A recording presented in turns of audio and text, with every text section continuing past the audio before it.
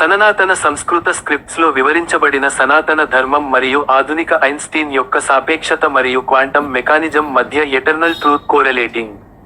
తోడిమె మల్లారెడ్డి. నేను నా మనసు మరియు నా హృదయంలో సత్యం కోసం శోధించినప్పుడు, మరియు మానవులందరికీ గల అంతర్దృష్టితో చూచినప్పుడు, మొదట నేను గతంలో జరిగిన విషయాల గురించి బాధపడ్డాను మరియు నా చుట్టూ ఉన్న పరిస్థితులు నా మనసును బాధపెట్టాయి. ఈ విషయాలన్నీ ఎందుకు ఈ విధంగా జరుగుతున్నాయి? ఒకసారి నేను నా మానసిక వైద్యుడిని అడిగాను, నేను ఎందుకు నేడు చాలా బాగున్నాను మరియు ఆనందకరమైన మనస్సుతో ఉన్నాను? మరియు మరికొన్ని సందర్భాల్లో చెడుగా ఆలోచించడం మరియు ప్రవర్తించడం ఎందువలన అసలు నాకు ఏమి జరుగుతోంది అని. నా మానసిక వైద్యుడు ఈ విధంగా బదులిచ్చారు, దానినే వ్యక్తిత్వం అని అంటారు మరియు మీరు అలానే వ్యవహరిస్తారు. అప్పుడు నేను, వ్యక్తిత్వం అంటే ఏమిటి అని అడిగాను. డాక్టర్ గారు మాట్లాడుతూ, ప్రతి వ్యక్తి ఒక వ్యక్తిత్వాన్ని కలిగి ఉంటాడు మరియు అతను తదనుగుణంగా వ్యవహరిస్తాడు. నేను డాక్టర్ గారిని ఇలా అడిగాను, మన వ్యక్తిత్వాన్ని మార్చుకోలేమా అని. డాక్టర్ ఈ విధంగా బదులిచ్చారా, మీరు యుక్తవయస్సు పొందిన తరువాత అంత సులభం కాదు. అయినప్పటికీ, మీరు మారాలని అంతర్గత కోరిక కలిగి ఉంటే, అది కూడా సాధ్యమే. దాన్ని సాధించడానికి మీరు పరివర్తన గురించి మీ మనస్సులో పరిష్కరించుకోవలసిన అనేక విషయాలు ఉంటాయి. మీరు సాధించాల్సిన లక్ష్యాలను కూడా నిర్దేశించుకోవచ్చు. ముఖ్యమైన విషయానికి ఏమిటంటే మీకు విపరీతమైన ఇన్సైట్ ఉండాలి. ఇది మీ అంతరంగం గురించి విశ్లేషించుకోవడానికి మీకు సహాయం చేస్తుంది.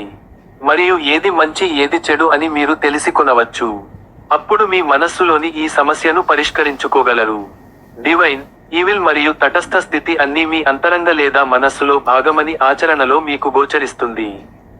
మన చుట్టూ జరుగుతున్న మంచి మరియు చెడు విషయాలకు మీలో ప్రతి ఒక్కరూ బాధ్యత వహిస్తున్నారని మీకు తెలిసినప్పుడు మీరప్పుడు గ్రహించగలరు మీరు సంస్కరించడానికి ఇంకా చాలా ఎక్కువ ఏమీ మిగిలి లేదు అని, మరియు మిమ్మల్ని మీరెప్పుడూ మంచి వైపు ఉండాలని మీరు గ్రహిస్తారు. మరియు ఈ మొత్తం విశ్వం ట్రినిటీగా వర్గీకరించబడింది. అంటే, ఈ మొత్తం విశ్వంలో 3 లక్షణాలు ఉన్నాయి. దానినే సర్వ జగత్ త్రిగుణాత్మకం సాంస్క్రిట్. అయితే ప్రకృతి లేదా ప్రాచీన ద్రవ్యరాశి దాని ఆత్మతో పాటు జరుగుతున్న అన్ని విషయాలకు బాధ్యత వహిస్తుంది. అందువల్ల మతం లేదా దేవుడు అనే భావనలన్నీ సరియైన ఆలోచనలు కావు. అసలు సృష్టికర్త లేరు. టైం యొక్క బిగినింగ్ నుండి ఆత్మతో పాటు పురాతన పదార్థం ఈ విశ్వంలో ఉన్నాయి. అసలు మీరు ఈ విశ్వంలో భాగం. బిగ్ బ్యాంకు ముందు, విశ్వం ఒక అణువు రూపంలో ఉంది. PARAMANU విశ్వం మొత్తం అందులో ఉంది. ఎప్పటి నుంచో ఉన్న ఈ పరమాణువు, టైంతో పాటు తన ప్రయాణాన్ని ఎప్పుడూ ఆపలేదు. మనం అనంతం అని చెప్పే ఈ అనంత కాల గమనంలో టైంకు బిగినింగ్ అనేదే లేదు మరియు అంతం కూడా ఉండదు. మరియు సమయం మరియు ఆత్మ రెండూ దాని ద్రవ్యరాశితో కలిసి ఒకటి. సృష్టి, సంస్కృతం, పరిణామం కోసం సంయుక్తంగా పనిచేస్తాయి. 2. STITHI అభివృద్ధి ప్రక్రియ. 3. లయ, డిస్ట్రక్షన్ లేదా స్వయంగా కరిగిపోవడం. ఈ సృష్టి ప్రక్రియనే యూనివర్స్ అని అంటారు. మొత్తం విశ్వం వెబ్ వంటి దాని గురుత్వాకర్షణ శక్తితో అనుసంధానించబడి ఉంది. ఉదాహరణకు మనము ఆడియో లేదా వీడియో ద్వారా ఏదైనా సందేశాలను పంపాలనుకుంటే మనకు మీడియా అవసరం. ఈ గురుత్వాకర్షణ శక్తిని మాధ్యమంగా ఉపయోగించి, వెబ్ ద్వారా రేడియో అయస్కాంత తరంగాలను అనుకరించడం ద్వారా విశ్వంలోని ఏ మూలనైనా సందేశాలను పంపవచ్చు. ఇది సాధ్యమేనని నేను అనుకుంటున్నాను. నాకు కనీసం 25 సంవత్సరాల క్రితమే ఈ ఆలోచన వచ్చింది మరియు 2007 లేదా అంతకు ముందు ఈ విషయాలన్నీ అహ్మదాబాద్లో టెక్ చివరి సంవత్సరం చదువుచున్న నా కొడుకు సహాయంతో ఒక బ్లాగును తెరవడం ద్వారా గూగుల్లో పోస్ట్ చేశానని నాకు గుర్తు. ఇక్కడ నేను కృష్ణుడి పలుకులు ప్రస్తావించాలనుకుంటున్నాను. కృష్ణుడు మహాభారతంలో ఒక ముఖ్యమైన పాత్ర. మహాభారతం ప్రాచీన భారతదేశం గురించిన సంస్కృత భాషలోని గొప్ప ఇతిహాసం. మహాభారతం అద్భుతంగా రాసింది ప్రముఖ రచయిత మహర్షి వ్యాస. ఇది నిజంగా జరిగిందని భారతీయులందరూ నమ్ముతారు. ఇది నిజంగా జరిగిందని నేను కూడా చాలా గట్టిగా నమ్ముతున్నాను. కానీ ఎపిసోడ్లో ఆసక్తిని సృష్టించడం కోసం మహర్షి వ్యాస కొన్ని అతీంద్రియ శక్తులను మరియు నమ్మకాలను ప్రేరేపించే శైలిలో వివరించాడు.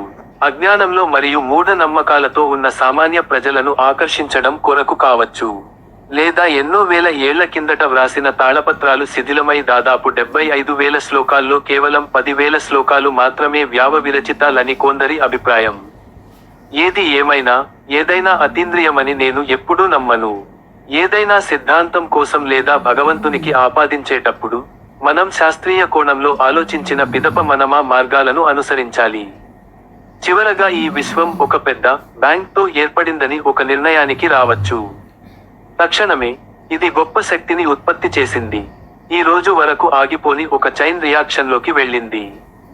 ఒకసారి అది విస్తరించడాన్ని ఆపివేసిన తరువాత కొంత అనూహ్య సమయం ఈ విశ్వం స్థిరంగా ఉండవచ్చు మరియు మెల్లమెల్లగా సంకోచించడం కొనసాగవచ్చు. ఆ సంకోచానికి కారణం బ్లాక్ హోల్స్ కావచ్చు.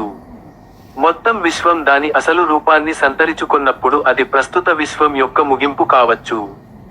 మరియు అది ఒక పరమాణుగా ఏర్పడవచ్చు. అంటే ఆత్మతో ఆటం పాటు ఉన్న పురాతన పదార్థం.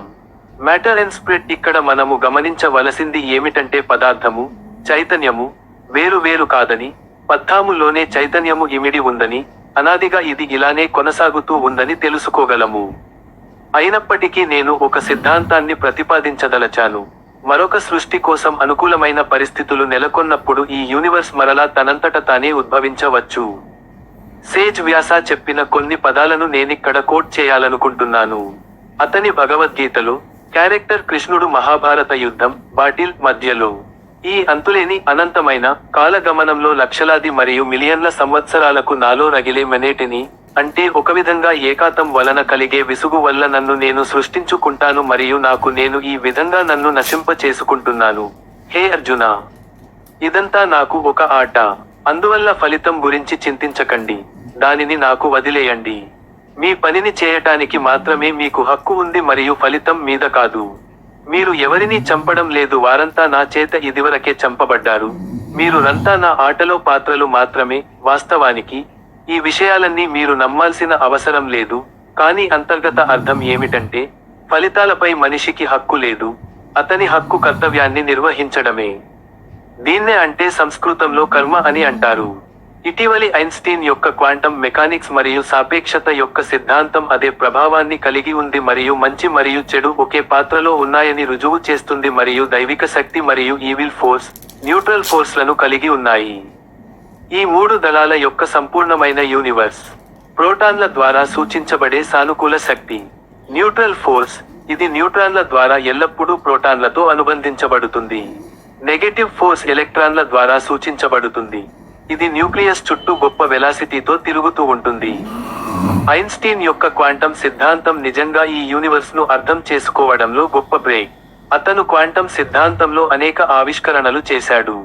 అతను సానుకూల శక్తి యొక్క బలాన్ని మరియు ఇచ్చిన వర్చువల్ యూనిట్లలో నెగటివ్ 4 ఎంత బలహీనంగా ఉన్నాడో లెక్కించాడు. అటాంలో ఎంత ద్రవ్యరాశి ఉందో కూడా లెక్కించాడు. మరియు మిగిలిన ప్రాంతంలో ఏమి ఉంది. చివరగా అతను అన్ని మంచి చెడు మరియు న్యూట్రల్ శక్తులు ప్రతిచోటా ఉన్నాయని మరియు ఎప్పటికీ ఉంటాడని తీర్పు ఇచ్చాడు.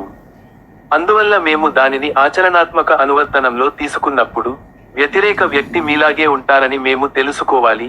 వాస్తవానికి మీరు హాజరైనది స్నేహితుడిగా లేదా శత్రువుగా ఉండవచ్చు. మన పూర్వీకులు ఈ 3 శక్తులను త్రిమూర్తులు అని పిలిచారు. ప్రాచీన భారతీయ పండితులు దీనిని త్రిమూర్తులుగా ఎలా ప్రస్తావించారో నేను వివరించలేను మరియు విశ్వం మొత్తం ఈ 3 శక్తులతో సర్వ జగత్ త్రిగుణాత్మకం ఉందని వారు చెప్పారని నేను నమ్ముతున్నాను. ఈ 3 అక్షరాలు సృష్టి, పరిణామం అని వారు వివరించారు. స్థితి, అభివృద్ధి మరియు లయ, విధ్వంసం. మొత్తం విశ్వం కరిగిపోవచ్చు లేదా నాశనం కావచ్చు. ఆధునిక శాస్త్రం విశ్వం బిగ్ బ్యాంగ్ నుండి ఉద్భవించిందని, దాని విస్తరణ మరియు అభివృద్ధి ప్రస్తుత దశకు చేరుకుందని మరియు భవిష్యత్తులో అది బ్లాక్ హోల్స్ రూపంలో నాశనం కావచ్చు లేదా కరిగిపోవచ్చు.